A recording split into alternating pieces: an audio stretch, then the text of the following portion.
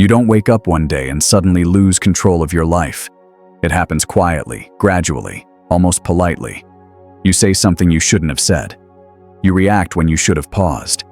You spend money to feel better, just for a moment. You lie awake at night, trapped inside your own thoughts, and you tell yourself it's normal. Everyone does it. It's just stress, just life. But deep down, you feel it. Something is off. You feel pulled instead of grounded, reactive instead of deliberate, busy yet drifting, alive but not in command. The Stoics understood this long before modern life distracted us. They warned that freedom isn't taken from you by force. It's surrendered through the absence of self-control. Because the truth is uncomfortable. If you don't control your mouth, your mood, your money, and your mind, they will quietly decide who you become. Not all at once, but day by day, choice by choice. This video isn't here to hype you up. It's here to wake you up, to help you reclaim authority over yourself, to replace reaction with discipline, chaos with clarity, weakness with quiet strength. Because the highest form of power isn't dominance over others. It's command over yourself. Control your mouth. Silence is power. Most people don't lose respect because they lack intelligence. They lose it because they talk too much. They speak when they're emotional. They explain when no explanation is needed. They react when silence would have been strength. And every unnecessary word leaks power. You've felt this before. The moment after you said too much. The message you sent too fast. The argument you didn't need to win but couldn't resist. Silence would have protected you, but impulse exposed you. Stoicism begins with a hard truth. Your mouth reveals your level of self-mastery. A disciplined mind produces disciplined speech. An undisciplined mind spills itself everywhere. When you speak without control, you hand your emotional state to the world. You announce your fears. You expose your insecurities. You give others leverage. This is why silence isn't passive. Silence is active restraint. It's the pause between stimulus and response. And inside that pause lives your power. Most people fear silence because silence feels like emptiness. But for the Stoic, silence is structure. It creates space to think. It forces others to reveal their intentions. It keeps your dignity intact. Notice how arguments escalate. One sharp sentence invites another. Emotion feeds emotion. Before long, the conversation isn't about truth. It's about ego. Silence breaks that chain. When you don't react, you remove fuel from the fire. When you don't explain, you refuse the courtroom. When you don't complain, you preserve your authority. This doesn't mean you become mute. It means you become selective. Stoic silence isn't avoidance. It's precision. You speak when your words serve a purpose, not when they serve your emotions. Ask yourself before you speak, does this need to be said? Does this need to be said now? Does this need to be said by me? If the answer is no, silence is the correct response. Think about how often people speak just to release inner tension. They talk to discharge anxiety. They vent to feel lighter. They overshare to feel seen. But relief is not power. Temporary release often creates permanent consequences. Once words leave your mouth, you can't retrieve them. You can apologize, but you can't undo impact. The Stoics knew that restraint builds reputation. People trust those who don't speak impulsively. They listen to those who don't waste words. They respect those who don't need to dominate every conversation. Silence makes your words heavier. When you speak less, people pay more attention when you finally do. Your words carry intention instead of noise. And here's what most people miss. Silence exposes others. When you stop filling the space, others rush to fill it for you. They explain themselves. They reveal motives. They show their hands. Silence turns you from participant into observer. And the observer always has the advantage. This matters most when emotions are high. Anger wants expression. Ego wants defense. Fear wants reassurance. But reacting while emotional means you are no longer in control. You are being pulled. Stoicism asks you to slow this down, not to suppress emotion, but to delay expression. Emotion loses strength when it isn't immediately fed. A few seconds of silence can prevent years of regret. That pause is training. You are teaching yourself that feelings don't dictate behavior, that impulses don't command action, that you are not a servant to whatever you feel in the moment. Silence is how authority is reclaimed. Look at truly powerful people. They don't rush to respond. They don't explain themselves endlessly. They don't argue with everyone who challenges them. They choose when to speak and when to remain quiet. Not because they believe they're above others, but because they are disciplined. You don't need the last word. You don't need to correct every misunderstanding. You don't need to justify your choices to people who don't respect them. Every unnecessary explanation places you beneath the judgment of others. Stoic silence says, "I stand by my actions. I don't require approval." There will be moments when silence feels uncomfortable, when your mind screams to react, when your ego demands expression. That discomfort isn't a signal to speak. It's a signal that discipline is being built. Growth often feels like restraint. The aim is not to become cold or distant. The aim is to become intentional. When you do speak, speak calmly. Speak briefly. Speak from principle, not emotion. Let your tone stay steady. Let your words remain few. Let your presence carry the weight. Over time, something shifts. People stop trying to provoke you. They stop testing your boundaries. They stop assuming access to your emotional reactions because they realize you're not easily moved. And that is power. Not loud power, not aggressive power, quiet power. The kind that doesn't need to announce itself. Silence isn't empty. Silence holds strength. And when your mouth is under control, everything else becomes easier to master. Control your mood. Emotions are signals, not commands. Your mood decides more than you realize. It shapes how you speak, how you spend, how you judge yourself, how you treat others. And most people let it roam unchecked. They wake up already irritated. One message ruins their focus. One comment shakes their confidence. One inconvenience hijacks the entire day. They say, "That's just how I feel." But Stoicism cuts through that excuse with precision. Feeling something is human. Obeying it blindly is a choice. Your mood isn't your enemy, but it's not your leader either. The problem isn't emotion itself. The problem is identification. The moment you say, "I am angry" instead of "I feel anger," you've already lost ground. You've fused your identity with a temporary inner state. And once emotions become identity, they gain authority. The Stoics understood this danger. They observed that emotions arrive automatically, but behavior does not have to follow. Anger appears, fear appears, frustration appears, but none of them carry orders. They carry information, a signal, not a command. Most people confuse intensity with importance. Something feels strong, so they assume it must be acted on. But intensity only means activation, not truth. An emotion can be loud and still wrong. When you allow your mood to dictate your actions, you hand control to the most unstable force inside you. Moods shift by the hour. Principles do not. This is why Stoicism anchors behavior to values, not feelings. Ask yourself honestly, how many problems in your life were created not by what happened, but by how you reacted emotionally to what happened? A sharp reply, an impulsive decision, a day ruined by a single moment. The emotion promised relief, but delivered damage. Stoics trained themselves to create distance between feeling and action, not suppression, not denial. Distance. That space is where power lives. When anger rises, the untrained mind says, "Express it." The Stoic mind asks, "What is this emotion trying to tell me?" Anger often signals a perceived boundary violation. Fear signals uncertainty. Sadness signals loss. Useful information if observed. Destructive force if obeyed.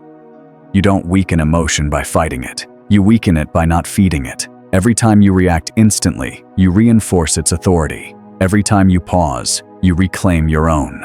This is why Stoics practiced mental restraint daily. They knew discipline isn't built in calm moments. It's built when emotions surge. When someone disrespects you, emotion urges retaliation. When plans collapse, emotion urges despair. When outcomes disappoint, emotion urges self-pity. But none of these reactions improve the situation. They only satisfy emotion briefly and cost clarity long-term. Here's the uncomfortable truth. If other people can control your mood, they can control your behavior. And if they can control your behavior, they can influence your decisions, your reputation, and your future. That is not freedom. Stoic emotional mastery begins with one rule. You are responsible for your response, not your reaction. Reaction is automatic. Response is chosen. The space between them may only last a few seconds, but those seconds define character. When something triggers you, slow down. Not outwardly, inwardly. Notice the sensation, a tight chest, racing thoughts, heat in the body. Don't judge it, don't narrate it, just observe. The moment you observe an emotion, you stop being completely consumed by it. It becomes something you experience, not something you are. That shift alone weakens its grip. Then ask one question.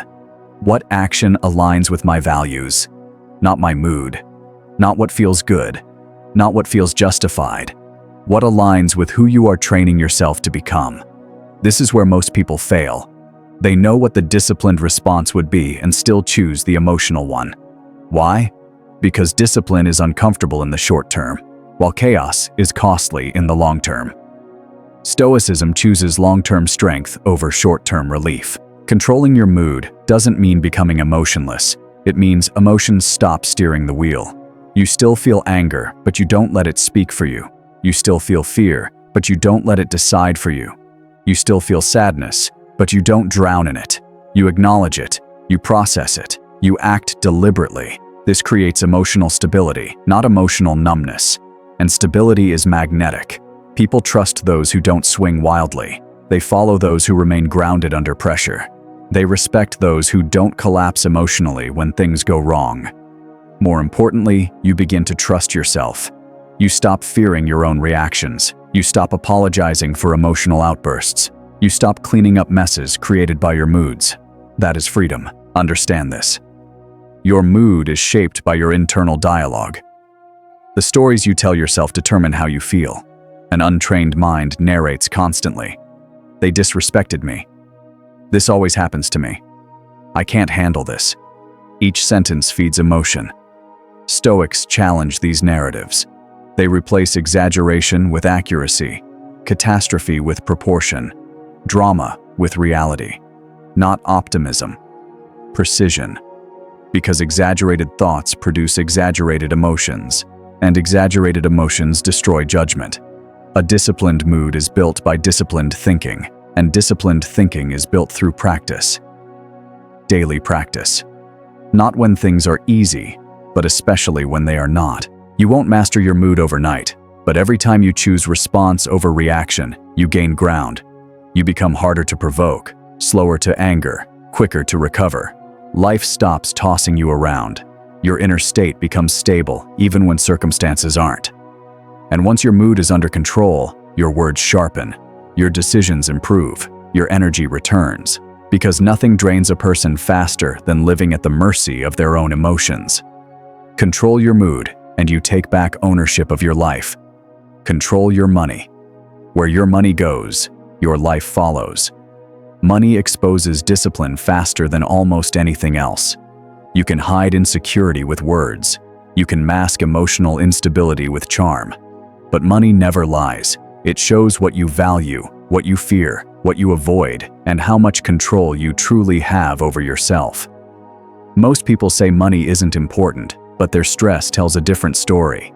They live one unexpected expense away from panic, one missed paycheck away from fear, one desire away from debt. Not because they're unlucky, but because they lack self-command.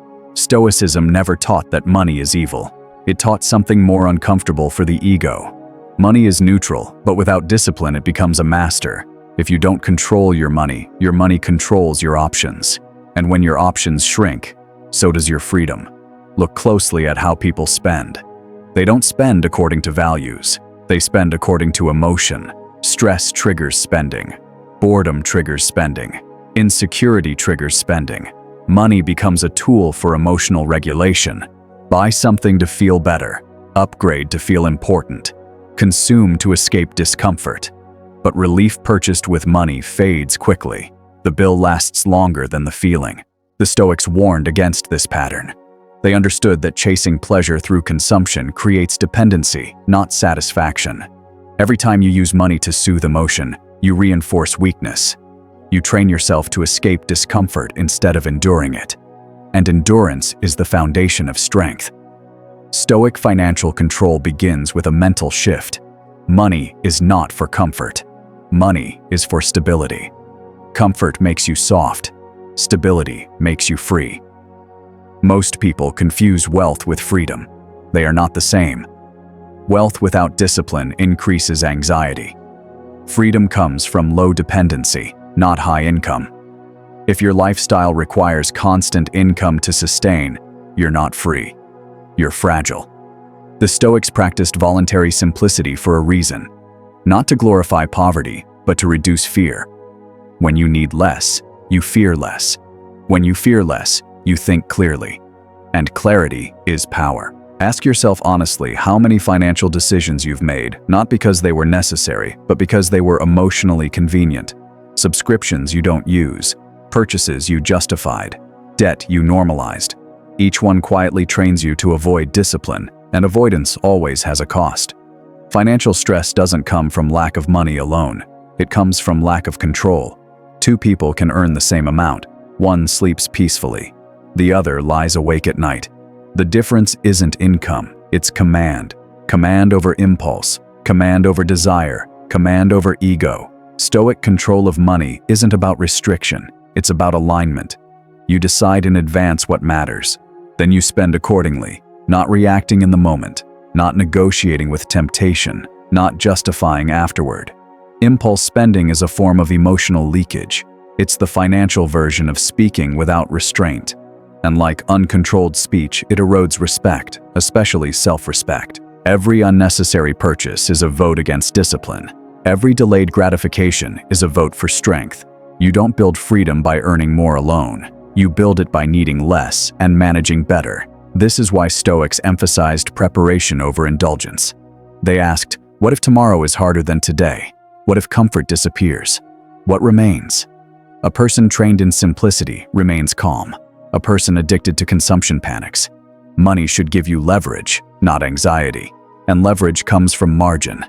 Margin is created when you spend less than you earn. You plan for uncertainty and refuse to inflate your lifestyle with every increase. This approach isn't glamorous. It's quiet. It rarely gets praised. But it's powerful because when you control your money, you control your time. You become less desperate, less reactive, less easy to manipulate. Desperation forces people to compromise values. Stability allows integrity. Think about how many people stay in situations they hate because they can't afford to leave. They tolerate disrespect. They accept pressure. They silence themselves. Not because they are weak, but because they are financially trapped. Stoicism aims to remove that trap, not through luxury, but through self-restraint. You don't need to become a monk.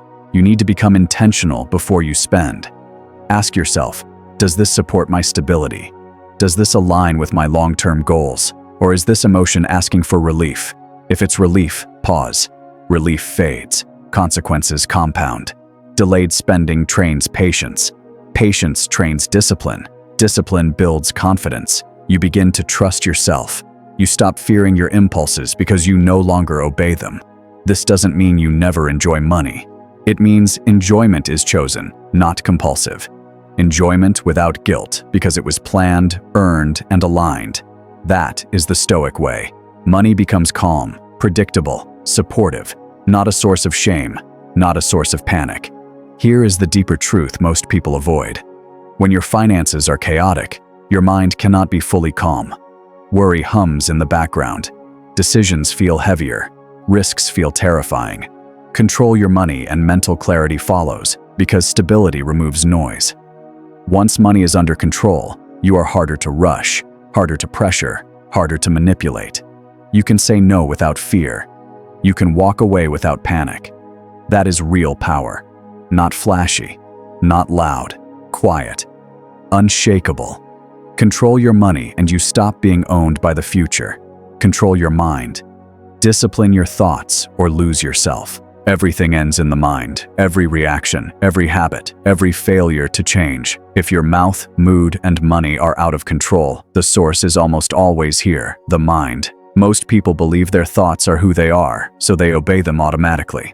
Every doubt feels like truth. Every fear feels like a warning. Every negative story feels personal. Stoicism teaches a ruthless distinction.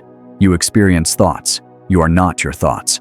Lose that distinction and you lose yourself. The mind is the most powerful tool you possess and the most dangerous weapon when undisciplined. Left untrained, it turns inward. It loops. It exaggerates. It sabotages. Overthinking is not intelligence. It's a lack of control. A restless mind creates imaginary problems, then reacts to them as if they were real. You replay conversations that already ended. You worry about outcomes that haven't arrived. You argue with people who aren't present. And all of it drains you. The Stoics understood that a chaotic mind can ruin even a successful life. That's why mental discipline wasn't optional. It was survival. The first principle of controlling the mind is simple, but uncomfortable. Not every thought deserves your attention. Thoughts appear automatically. Attention is a choice. Most people never make that choice consciously. They chase every thought as if it's urgent.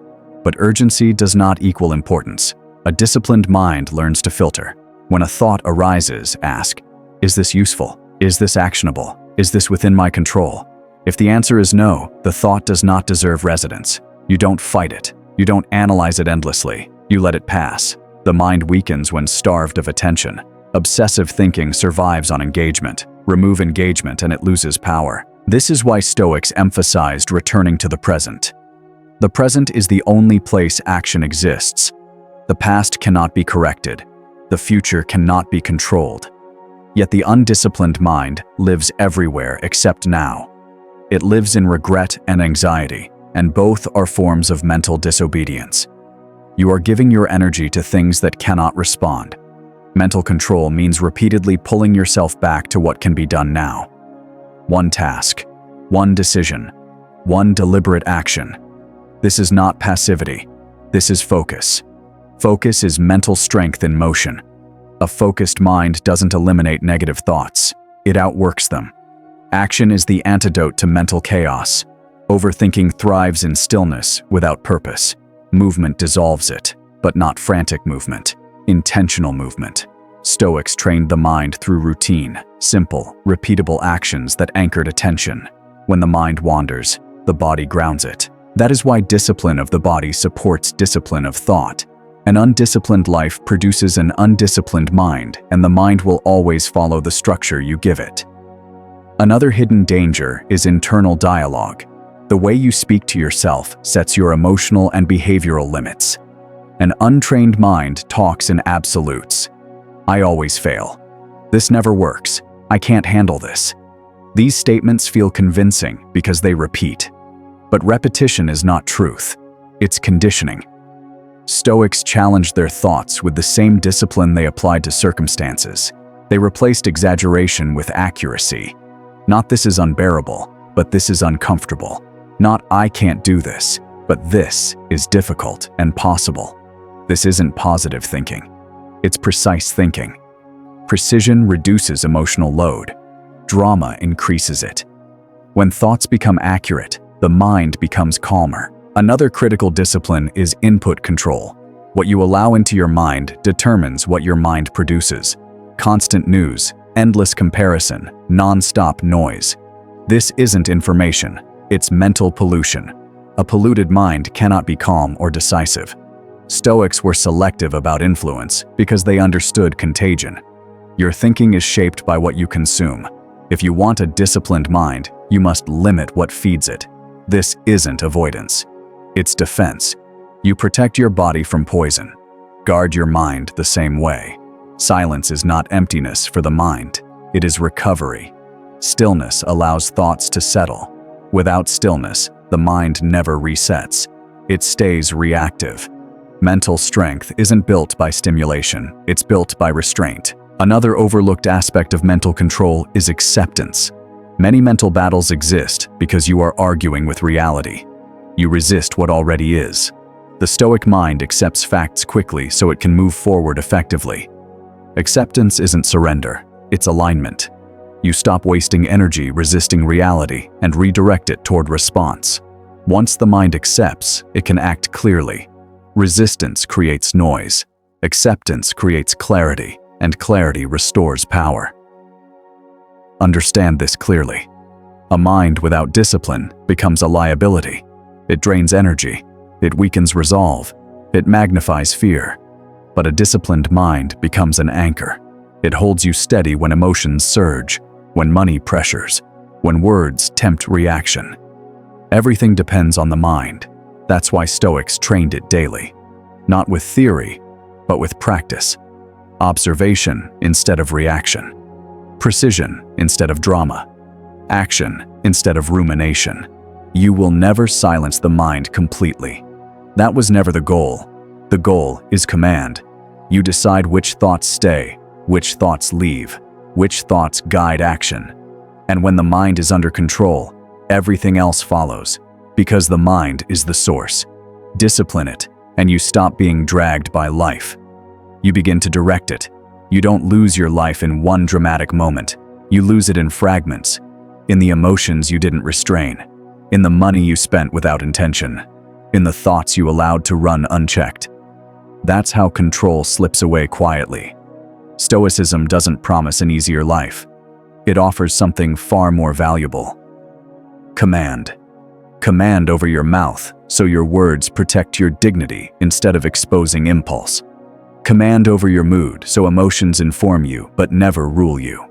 Command over your money so your future is built deliberately, not negotiated in panic. Command over your mind so your inner world becomes a place of clarity, not chaos. This isn't about perfection. You will still feel anger, you will still feel fear, you will still feel temptation. The difference is this: you no longer obey them automatically. You pause, you choose, you act from principle. That pause, that moment of restraint, is where self-mastery lives. Most people search for power outside themselves: status, influence, control over others. The Stoics saw through that illusion. Real power is quiet. It doesn't announce itself. It doesn't seek approval. It doesn't collapse under pressure. It shows itself in restraint, in consistency, in the ability to remain steady when everything else pulls at you. You don't need to fix everything at once. That's another trap of the undisciplined mind. Choose one area, one habit, one moment today where you pause instead of react. That's how this begins. Control isn't claimed in speeches. It's earned in small, repeated decisions. And as those decisions accumulate, something changes. You stop feeling pushed by life. You stop feeling scattered. You stop feeling owned by forces you don't respect. You stand grounded, deliberate, unmoved. Control yourself, and nothing outside you can truly rule you. That is the Stoic path.